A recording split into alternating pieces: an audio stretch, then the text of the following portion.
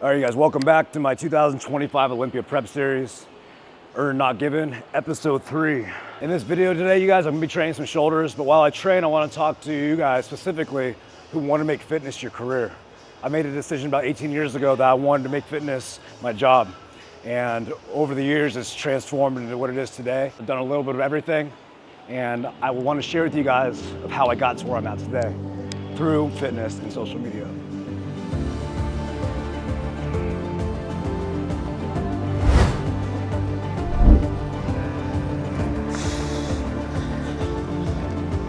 From a young age, I've always been like really independent.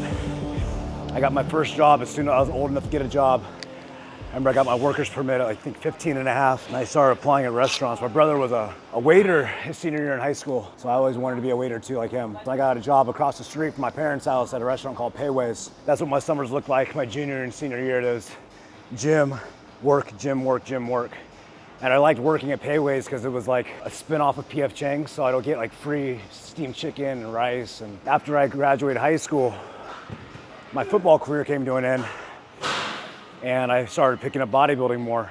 I ended up going to UC Davis and studying exercise biology.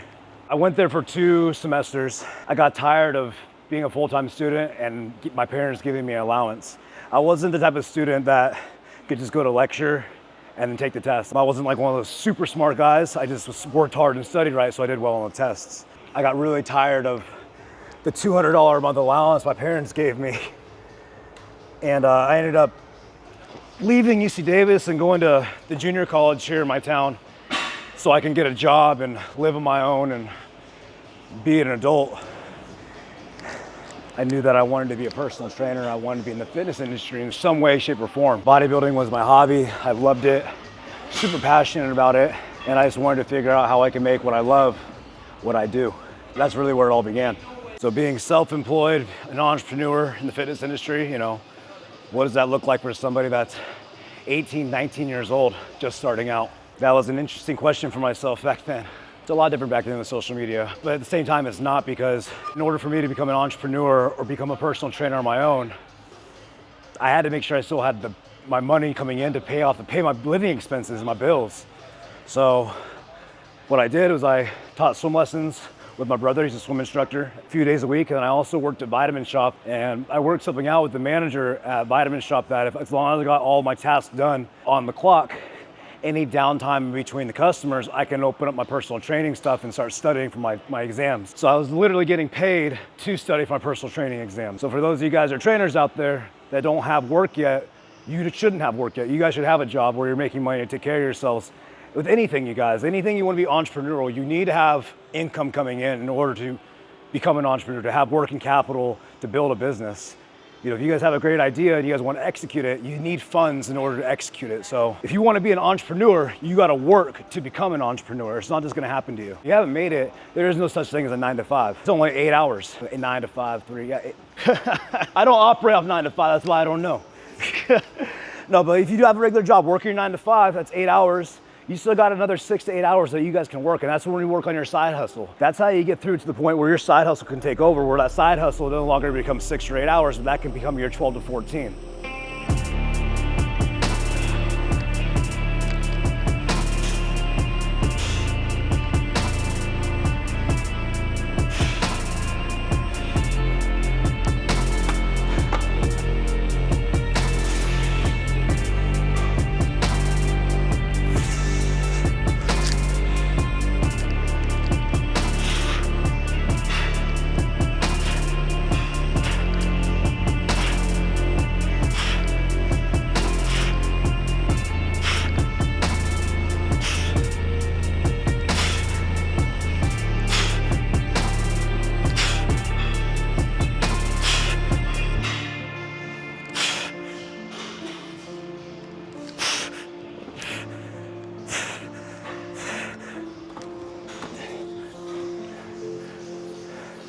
I had a rule growing up in my early 20s that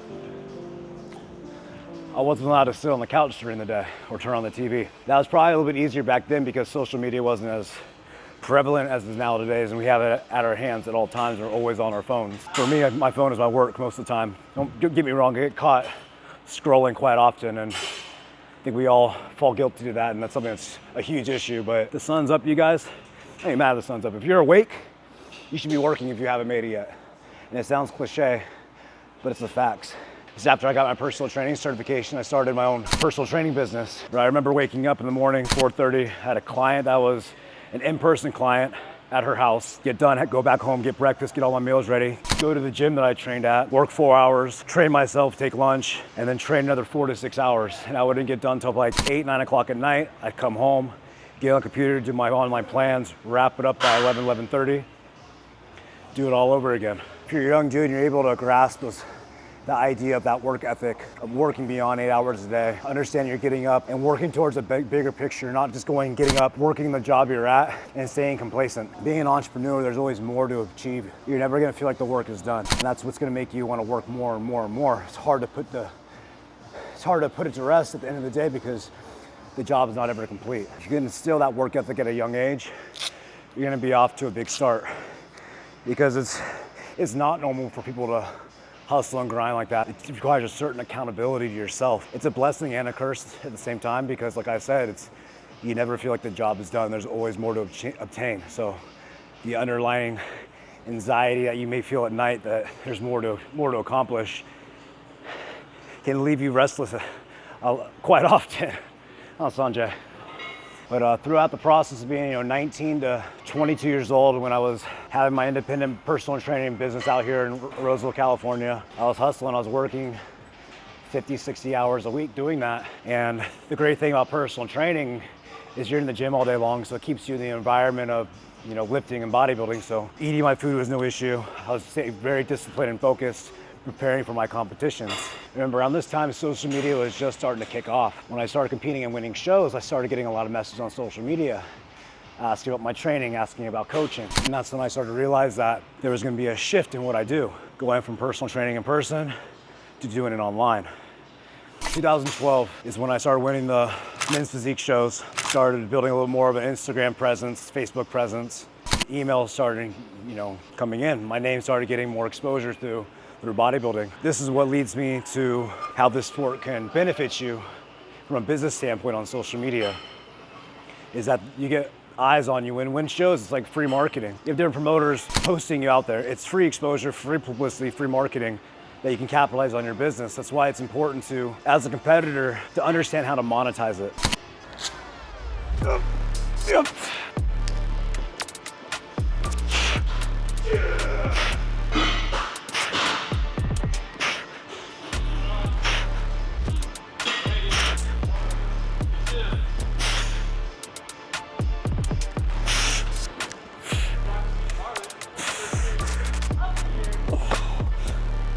But yeah, the personal training business is what gave me my foundation in order to move on to, being a competitor, being able to afford to compete, to have an apartment over my head, put food on the table, pay for my supplements, pay for all the travel and shows.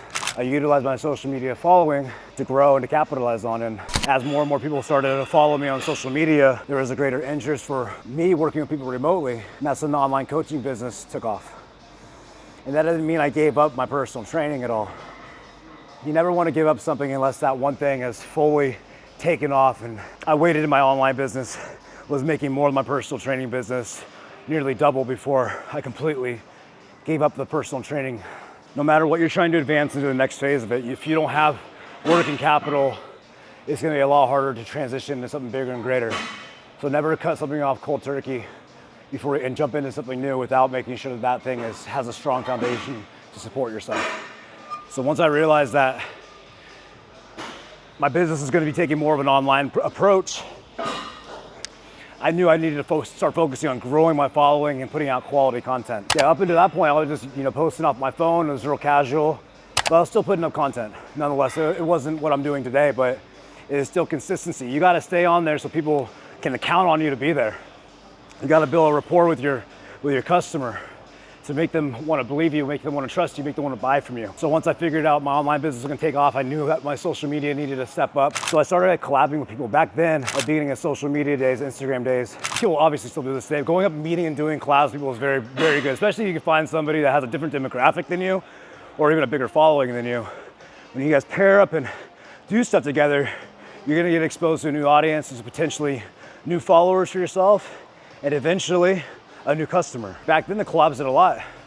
They did a lot. I mean, I remember I would do like a shout for shout. You literally just post somebody's profile and say, follow this person, and you get thousands and thousands of new followers. Not anymore.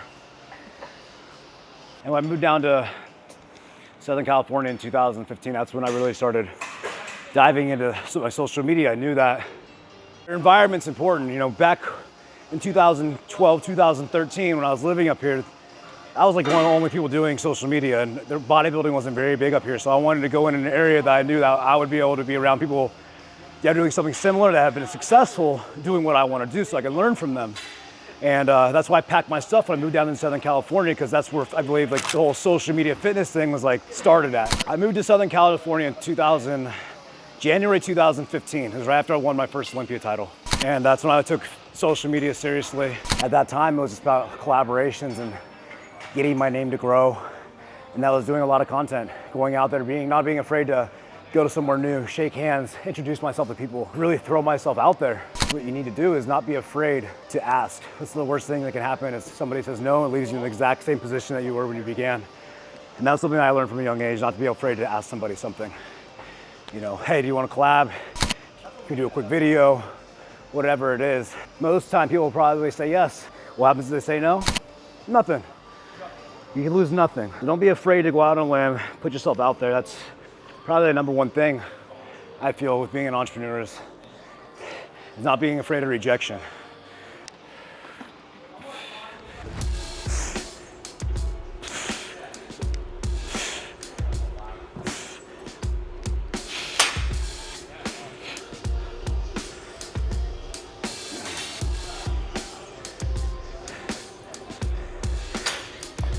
You know, things have changed a lot with like sponsorship endorsement deals. I know a lot of guys want to get into bodybuilding, turn pro in hopes of landing sponsorship deals and making some money from this.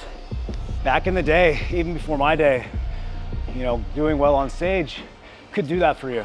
And as I began my professional career, becoming Mr. Olympia definitely helped land some of those deals. But nowadays, social media being such a major part of the industry and everybody having access to it, everybody doing it, anybody can provide value to the fitness industry, regardless if you're a competitor or not. And nowadays, supplement companies are looking for people to give them a lot of brand awareness. They're looking for somebody to provide a lot of marketing value, and they're looking for somebody that can provide sales to that company. I don't even call it a sponsorship anymore. I work for these companies. I provide value, I provide content. That's why I can't stress enough is these competitors, the importance of capitalizing off stage on social media to make money, because you're not going to get deals just for winning by becoming an IFBB pro. You're not going to get a deal for winning a pro show. Hell, you might not even get a deal for becoming Mr. Olympia. If you have no content out there, you don't have any followers, and you win a title, what does that do for a business? So that's how you got to start thinking. That's why I've had a handful of pros come up to me and ask me, you know, what do I need to do to get these deals, get these contracts? And I was like, you got to be able to prove to these companies that you can provide value to them. Well, Jeremy, how do I do that? Well, first, you got to be active on your social media. You got to be consistent in your posting. You got to build a following. You have good engagement. And another way to show these companies that you can provide value is by your own personal sales. That's why it's important to do online coaching. That's why it's important to do ebooks and programming. That's why it's important to do a side hustle like, you know, apparel or, you know, a shaker cup or whatever product. If you're able to prove your sales to these companies, it's going to give them an incentive to want to pay you, to bring you on board. Let's say you have 50 clients, each client paying $300 a month, 15 grand. You're able to generate $15,000 a month. You can go to the supplement company, tell them I write diets for 50 people. 50 people they buy whatever supplements I tell them to buy. You incorporate those products into your programming. You can say I can generate X amount of money in sales just through my clients. Let's say that's $5,000 a month in sales you're able to generate for them. That company will bring you on if you're going to guarantee them $5,000 a month in sales, whether they're going to bring you on as an ambassador and give you a discount code, whether they give you $1,000 a month plus commission, whatever it is. But that's how you're going to generate sales or generate sponsorships, is by proving yourself. Same thing with an ebook. You write up an ebook, you do $10,000 a month in ebooks. You're just showing how you can sell for that company. In every one of your ebooks, you can tell the company you're gonna put their products in it. There you go, another incentive for that company to wanna bring you on board. You did that. Yeah, I did that when I did with Evogen. I tell you what, it crushed my sales. And even when I made my comeback, you guys, and I didn't have sponsors in 2021. You know, I still did my online coaching, and I had past numbers. I always screenshotted my analytics on my social media to show companies the potential that my brand can do for companies.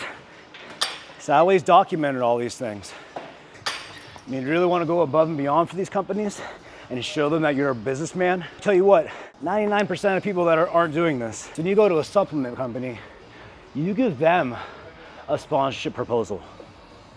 You tell them how much money you want, but you also tell them what you're gonna provide. And you show them, break down the analytics, the numbers, the sales, or what you project that you can do for them. You bring that piece of paper to their marketing director, they're gonna look at that and be like, this guy has his shit together, he has a plan.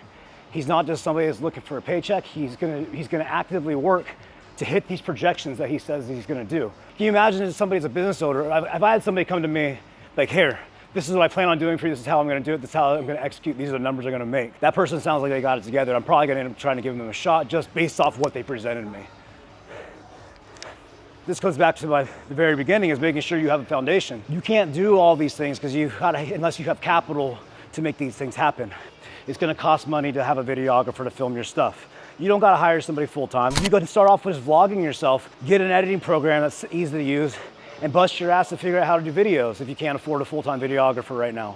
Yeah, Sanjay brings up a good point right now. Like, as I've grown into where I'm at today, like, it wasn't as necessarily as smooth as how things go now, where I'm in here just working out and Sanjay's filming, he goes home and edits the videos, and he sends them over to me. I write the captions. I still write all my own captions. Sanjay does the YouTube ones. But you learn to sound a lot like me. You'd be surprised, a lot of these guys that you see on social media don't even touch their own Instagrams. Somebody else is managing it. They don't even know how to open or even post. It's surprising. You can own that. You should say that. I have never touched your Instagram. No, you haven't. But I did everything at the beginning, man. I had a vlog camera. Literally film on my phone. I have this app called Video Shop, some terrible little editing app, but I would make my videos on there. I hustled and I grinded to the point where I was able to bring Sanjay on full time. And I've had videographers in the past, as you guys know. This hasn't been new. I've got to that point relatively quickly. But it's also understanding that it's an investment. It's necessary to be able to put out that quality, consistent content and to be able to delegate too. I know the amount of time it would take me to edit these videos that Sanjay does. First off, I would never be able to do the quality, but even to do something remotely within the same ballpark would take me probably 10 or 15 times the amount of time. So I knew I had to delegate my time to somebody that knew how to do the job better than me. And I've done that for several different things. Like, I have a CPA, a certified tax planner. I have a financial advisor. Like, they all know better than I do on that stuff. I can use my time and resources a lot more efficiently by paying these people to do the job that I don't necessarily have the capabilities or the time to do.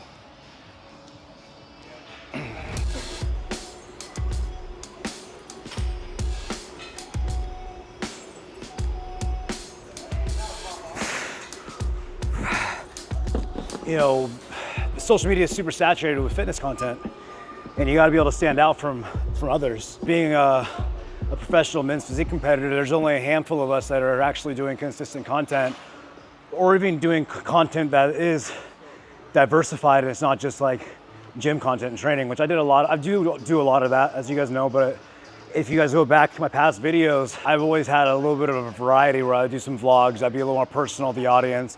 I always tried to provide some sort of insight, and especially the last few years with all the lessons I've learned in my life, like, I think that's been a big focus on our channel, is trying to share the lessons I learned to you guys. And the videos that do really well for me, I notice, are the videos that aren't just fitness and me just training. Like, you guys like seeing my family, you guys like hearing me talk about my past experiences, and I think that's really cool because it is different than what a lot of other guys are doing. That just goes to how my direction on social media has kind of shifted. And you guys feel like everybody has to evolve as they progress through their social media presence, If you use Joey Swole as a good example, he's a good friend of mine, you guys. And Joey was one of the original Shreds athletes. It was huge on Instagram, 2012 to 2015. Became one of the biggest names in bodybuilding and fitness social media. Shreds went under. Joey had made a lot of money doing his thing. He kind of laid low for a long time, for like probably 3 or 4, maybe 5 years, where Joey's following was like stagnant. He had like 1.9 million followers. I remember this because Joey always had more followers than me, and then I surpassed him. And then a few years ago, Joey started doing his gym positivity thing, and he kind of rebranded himself completely. And now Joey's one of the biggest names in fitness again. Everybody knows Joey, especially on TikTok. Now he has like almost 6 million followers. He's absolutely crushing it. He launched his sauces, Taste Flavor Co. If you guys haven't tried them, they're bomb. We'll put a link right here for you guys. But he launched that, and what I'm getting at is Joey's super smart, you guys. Like, he has a good following. He rebranded himself. In order for him to capitalize that, he came out with his sauces, and he doesn't even market his sauces very hard. It's the fact that he pushes his gym positivity thing. Those videos go viral. It brings so much attention to his brand, and people love him so much, they want to go and buy his sauces. They want to try them to support Joey, and it just so happens his product's good, so people keep buying them. So that's just the way of capitalizing on social media marketing. You know, he doesn't even have to directly force the products down your throat, because he doesn't. He hardly posts the stuff, but yet he's crushing it. Yeah, he evolved. It's completely different. His old content wouldn't work now, especially for what he's doing. How was that related back to me? Oh yeah, we were talking about how I am. I mean, I took that 3-4 year break.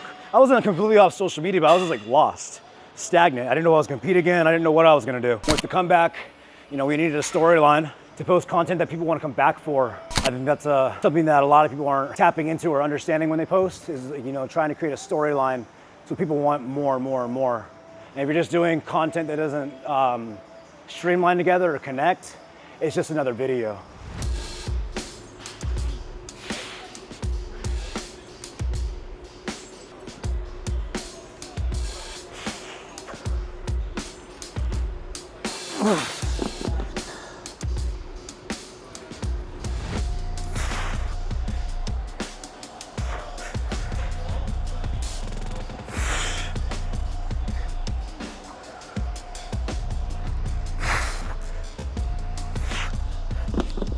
I think it comes down to just game planning your future and not trying to go at it blind. Always having a plan for that next step, because one step always sets up another. Sometimes it's hard to see it right then and there, but looking back now, like my whole career has had a specific stepping stone that's led me to the next. There's always been something bigger beyond what is seen for me. This gym, for example, has always been something that I knew I was going to do. It was just a matter of when. And, same thing for the Olympia titles I said in that video.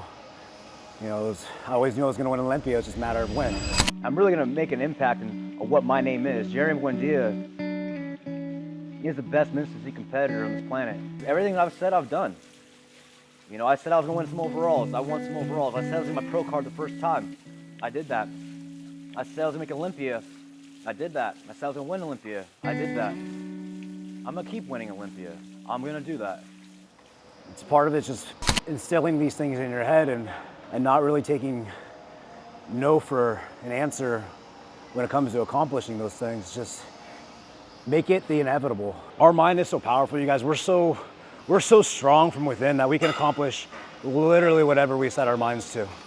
It's just people fall short because they lack the ability to apply themselves enough to do the things that are necessary to become successful. No man is capable of doing something that you're not. You want to be a doctor or an astrophysicist? Go to school, study your ass off, do the things you need to do to be that. You want to be a successful fitness entrepreneur? What's holding you back from doing it? Execute. Is it off to a slow start? Sure. A lot of things are always off to a slow start. It's powering through those times that it feels like you're stagnant. It's not giving up on the times when you're feeling stagnant, because it's going to get stagnant at times. I've gone through things being stagnant, and I know I'm blessed and fortunate to have the platform that I have. I'm very blessed to have won 4 Olympia titles. Yeah, it helped skyrocket me. It really did. But there's so many guys out there that are super successful, have bigger followings than I do, that have more money than I do, that have bigger business than I do, that didn't win 4 Olympia titles, that haven't even stepped on Olympia stage, but they are capitalizing in fitness. These guys that have lesser physiques than you guys are crushing it. Ask yourself why. You know, physically in the gym, you guys are better than these guys. It's because they're applying themselves around the clock to make themselves successful in fitness through business. There's no reason why you guys can't do it. There's no reason why I can't do it. That's why I continuously am striving for more and more. Like, I still have aspirations, man. Like, trust me, I'm nowhere where I need to be. I'm doing good for myself, but it's not anywhere where I know I can be. You know, we were driving over here, we were talking about, you know, Max Chuney and Christian Guzman, and I know both those guys. I know we pretty much started in the same time that we did, and they're on a completely different level from a business standpoint. You know, I was thinking to myself, you know, with what we got going on here in the near future, I'm like, damn, I could be sitting at that table with those guys real soon if I keep working hard and keep applying myself the way I need to apply myself. And the numbers that they are making, I'm not putting those out of my mind as like they're not obtainable or they're unreachable. They're really far-fetched numbers, you guys. These guys have absolutely crushed it, but there's absolutely no reason why I can't do that too. And am I aspiring to get there? I'm working hard to get there. Yeah. I have big aspirations and big goals. And that's what it takes. Like, a lot of people can get real complacent, you know. You get a little taste of success. You know, I remember I made my first, this is back in the day, I made my first 10K a month. I was like, fuck yeah, it's a lot of money. You know, and then the numbers started growing and growing and growing. And I'm happy but not content. You know, like, there's no amount of money that's gonna create happiness. It's just a matter of, for me, it's that constant want and desire to improve is what I'm always chasing. You're just trying to one-up myself or just make myself marginally better every single day. It's that constant growth I'm chasing. So what do you think, Sanjay? The best advice for somebody starting out: make sure you got a foundational job to support yourself. Doesn't matter what it is. Your normal 9 to 5, dedicating another 6 to 8 hours to whatever the craft you're trying to learn and evolve into. Start documenting your fitness journey, taking advantage of all the social media platforms. TikTok's huge right now. You guys can make a lot of money through TikTok and Amazon and stuff right now just through affiliate systems. While you guys are building up your portfolio, building up your following, get a part of some of these companies where you can become an ambassador and capitalize on your sales. And doing that is gonna help show you where you're at with, you know, your marketability and what you're able to push.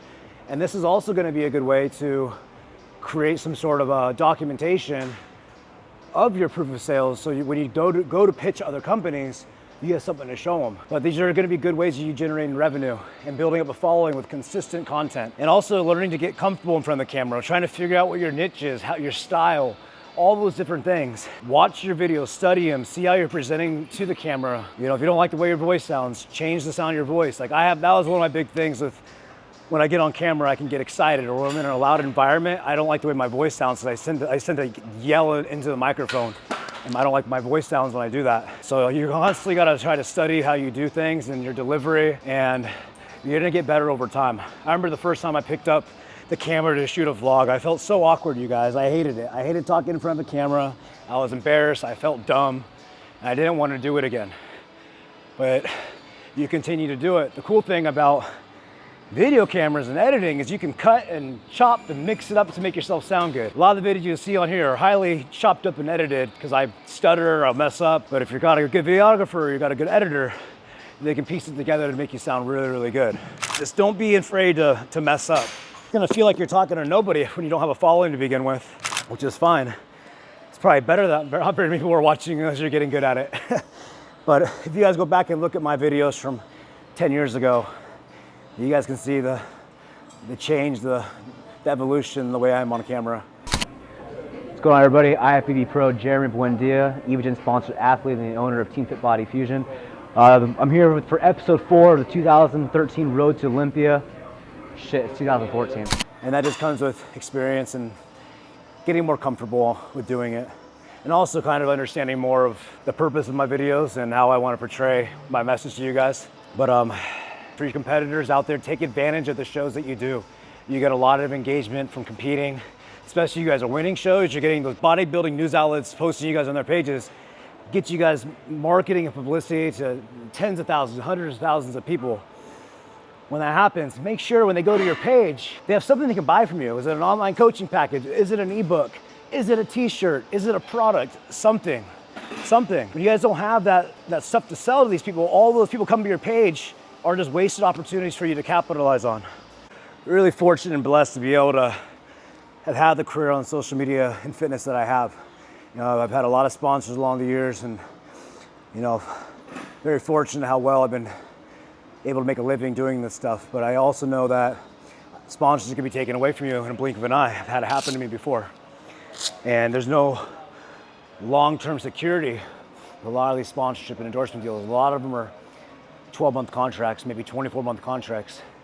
So there's no long-term security. And as somebody that's coming to the end of my bodybuilding career, I got a family, I got kids, you know, I need something that's gonna be mine to give me long-term security. And that's why you guys see I'm opening up a gym right now, amongst some other things I'm doing behind the scenes. I know that with my social media presence that I've created, that even with me off stage, I will still have some sort of online presence where I am gonna be able to maintain some sort of sponsorship endorsement deals for the many years to come. I mean, I've competed 1 year, past 7 years. You know, there was only maybe a one and a half year period where I didn't have the endorsement deals that I do. So it's great that I created a brand and a following that's going to be allow me to maintain these sponsors for some time. But like I said, they're not going to be there forever. They're definitely not going to be at the level that they are at when I'm at the top of my game. But it's that next step of planning, which is the gym. And always trying to keep one foot in front of the other, always making sure you have something to fall back on. Especially as you guys get older, you got to start thinking that way of figuring out your security for yourself, because you don't want to be figuring these things out. You don't want to be asking yourself these questions in your 40s that you're asking yourself in your 20s and 30s. I always said that to, you know, my friends. Like, a lot of people are like, why are you working so hard right out of high school? I don't want to ask myself, what am I going to do with my life at 30? Or what am I going to do with my life at 40? These are the questions you should ask yourself after high school. What am I going to do with my life? If you guys don't get productive in your 20s, you're going to be asking yourself that same question when you're 30. And if you continue what you do in your 20s, you're going to be asking yourself that same question in your 40s. And by that time, it's going to be too late. You're going to fall way too far behind. There's a lot of people that get started in their 40s. I'm not saying you can't, but if you're able to get your foot on the ground running in your 20s, you're going to set yourself up for a lot easier and faster success, longer success, less stressful success, because you're not going to be sitting back at 40 years old saying, damn, I should have started 20 years ago. So get hustling now. Don't waste time. Be hungry, be motivated, be patient, and be consistent. For those of you that are wondering, why is Jeremy Buendia still competing? Yeah, I want my 5th title. Yeah, I still have it in me. Yes, I can still compete with the best in the world. But above all that, there's a strategic business plan behind this as well. And that's not gonna take away from my competitive drive, because I'm still busting my ass and I'm gonna come in at my absolute fucking best. And God willing, I will walk away as a 5-time champ in my final Olympia. But I'm doing above and beyond of what is necessary for me to be a champion on and off the stage.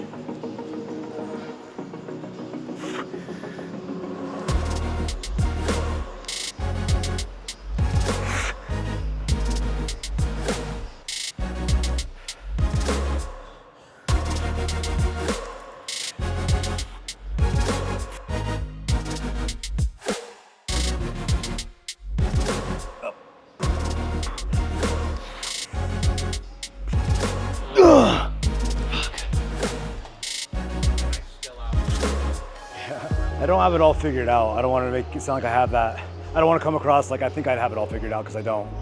But we have made a lot of progress over the years. We have had continuous growth over the years, and we are working to a point of where we are shooting to be. You know, I want to give a shout out to Ryan Terry for getting his gym open like he did, because it gave me motivation and more courage to take that leap of faith to do the same thing too. Like, I wasn't jealous or envious of Ryan. Like, it was a motivational tool for me. I was like, damn, I'm happy for him. If he can do it, I can do that too. And I wasn't like that in the past. I would always get like, think of my own jealousy and insecurity. Like, I'd see somebody doing something good and I would be like, oh, fuck that guy, like, I hope it fails. That's because I wasn't at a point where I was confident with what I've accomplished yet. And when I saw other people, you know, starting new ventures or starting to become successful, I would get jealous and hate on them.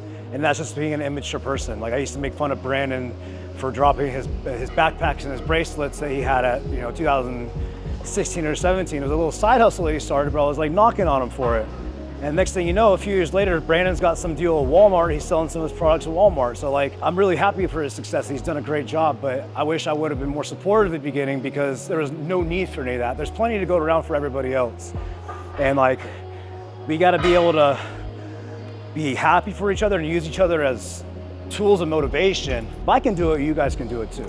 And that's the biggest thing I want people to take away is like, let's just grow together. There's enough to go around. Especially for the guys at top, like, let's set the example for these younger guys because we're living a really blessed life, really fortunate life. Let's lay out the blueprint for these young guys to follow after us because the life we live is a blessing, man. And I can't complain. I wouldn't change much, dude. It's been awesome. I do what I love every single day and I make a good living doing it. But I hope this video provided you guys some insight and some tools you guys can utilize along your way as well. Fitness has been a big blessing for me and I hope it can be the same blessing for you guys. You just gotta work hard, you gotta stay hungry, never settle, and always strive for more. If you guys apply those things, you guys will be successful in any aspect of life. It's just a matter of applying yourself and wanting it bad enough. So I hope you guys enjoy this video. 18 and a half weeks out from my final Olympia. We'll see you guys next time.